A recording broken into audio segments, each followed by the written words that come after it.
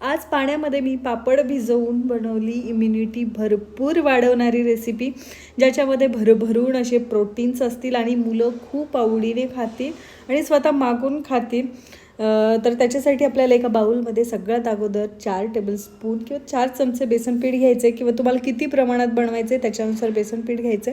त्याच्यामध्ये थोडीशी हळद घालायची आहे, थोडीशी लाल मिर्च पावडर घालायची आहे, अर्धा चमचा ओवा घालायचा आहे. ओवा आपल्याला हातावर चोळून घालायचा आहे, म्हणजे त्याचा वास छान येतो आणि चवीलाही छान लागतो.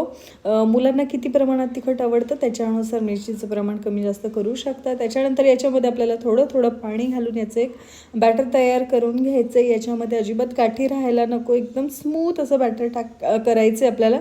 त्याच्यासाठी सुरुवातीला अगदी थोडं थोडं पाणी घालायचं आहे, चवीनुसार मीठ घालायचं आहे. तर या पद्धतीची कन्सिस्टन्सी आपल्याला आपल्या बॅटरची हवी आहे. त्याच्यानंतर मी इथे खरवस घेतलेला आहे बघा. तर माझ्या मुलाला गोड खरवस आहे, तो आवडत नाही, त्याच्यामुळे मी साखर किंवा गूळ न टाकता प्लेन खरवसाच्या इथे वड्या बनवलेल्या आहेत.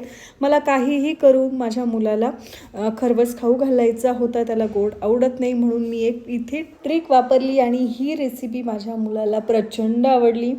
जेवढंही मी बनवलं त्या माझ्या मुलाने एकट्याने हे फिनिश केलेलं आहे, खूप टेस्टी झाले होता. तर याच्यानंतर इथे मी मॅगी मसाला घेतलेला आहे बघा. तर इथे तुम्ही वेगळा काही मसाला पण वापरू शकता. तर याच्यामध्ये आपल्याला 1 ते 2 चमचे पाणी घालायचं आहे. फक्त आपल्याला मसाला ओलसर होईल इतपतच याच्यामध्ये पाणी टाकायचं आहे, व्यवस्थित मिक्स करून घ्यायचं आहे. आणि त्याच्यानंतर आपल्याला खरवसाचे जे काप तयार करून ठेवलेले होते ते घ्यायचे आहेत आणि त्याला हा मसाला व्यवस्थित कोट करून घ्यायचा आहे. हा मसाला थोडासा स्पायसी राहतो, तर तुमच्या मुलांना किती तिखट आवडतं त्यानुसार मसाल्याचं प्रमाण तुम्ही कमी जास्त इथे करू शकता. व्यवस्थित कोट करून घ्यायचं आहे.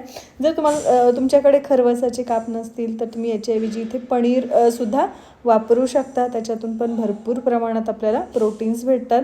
तर तुम्ही मॅगी मसाला वापरू शकता किंवा पेरी पेरी मसाला वापरू शकता. तर मी 2 फ्लेवरमध्ये इथे बनवते आहे, मॅगी मसालासुद्धा आणि पेरी पेरी मसालासुद्धा. सेम प्रोसेस आणि आपल्याला मसाल्यामध्ये थोडंसं पाणी टाकून मिक्स करून घ्यायचं आहे आणि परत खरवसाचे जे काप आहेत त्याला आपल्याला हा मसाला व्यवस्थित कोट करून घ्यायचा आहे. त्याच्यानंतर मी इथे 4-5 पापड घेतलेले आहेत बघा. आणि हे पापड आपल्याला पाण्यामध्ये भिजवून घ्यायचे. तर त्याच प्लेटमध्ये मी पाणी घेतलेलं आहे. त्याच्यामध्ये आपल्याला पापड टाकायचं आहे आणि पापड जोपर्यंत सॉफ्ट होत नाही तोपर्यंत आपल्याला पाण्यातच ठेवायचं आहे. पापड कडक राहिला तर आपला पापड आहे तो मध्येच तुटतो, असं होऊ नये त्याच्यासाठी आपल्याला एकदम व्यवस्थित असं सॉफ्ट करून घ्यायचं आहे. तर तुम्ही आता पापड पाहू शकता, एकदम सॉफ्ट असा आपला पापड तयार झालेला आहे. याच्यानंतर हा पापड आपल्याला काढून चॉपिंग बोर्डवर घ्यायचा आहे. तर जे आपण मसाला लावून काप ठेवलेले होते खरवसाचे त्याच्यामधला एक काप घ्यायचा आहे आणि याप्रमाणे याचा एक रोल तयार करून घ्यायचा आहे बघा.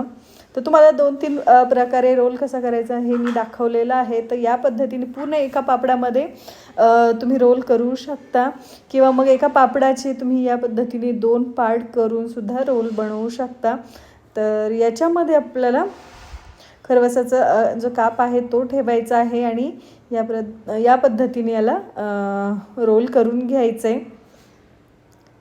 तर तुम्हाला जी पद्धत सोपी वाटते त्या पद्धतीने तुम्ही करू शकता. तुम्हाला जास्त जाड रोल नको असेल तर अर्ध्या पापडाचा तुम्ही रोल करू शकता.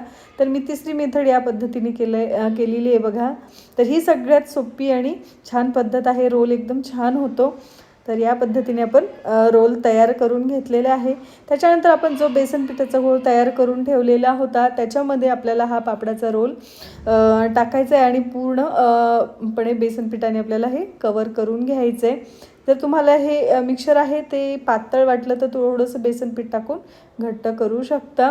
तर तेल आपलं चांगलं गरम झालेलं आहे, त्याच्यामध्ये आपल्याला हे काप रोल आहेत आपले पापडाचे ते सोडायचे आहेत आणि छान क्रिस्पी होईपर्यंत आपल्याला हे तळून घ्यायचे आहेत बघा.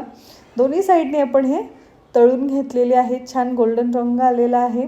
तर हे काढून घ्यायचे आहेत. तर मी दुसरी अजून एक इथे मेथड सांगितलेली आहे. तुम्हाला जर बेसन पिठाने कोट करायचं नसेल तर हे पापड तुम्ही डायरेक्टली या पद्धतीने सुद्धा तळू शकता. या पद्धतीने जरी केले तरी याची चव अप्रतिम लागते, खूप टेस्टी लागतात. तुम्ही या दोन्ही पद्धती ट्राय करू शकता. दोन्ही पद्धतीने खूप छान असं आपलं स्नॅक तयार होतं, मुलांनाही आवडतं आणि मोठ्यांना सुद्धा आवडतं. एखाद्या छोट्या मोठ्या पार्टीसाठी सुद्धा आपण हे स्टार्टर म्हणून करू शकतो. हे छान क्रिस्पी होईपर्यंत मी हे तळून घेतलेलं आहे बघा, मस्त क्रिस्पी झालेले आहेत. तर तुम्ही पाहू शकता दोन्ही पण मी इथे एक कट करून दाखवते तुम्हाला. तर आतमध्ये छान आपले जे खरवसाचे काप आहेत मसाल्यामध्ये चवीला अप्रतिम लागतात. एकदा या पद्धतीने करून बघा.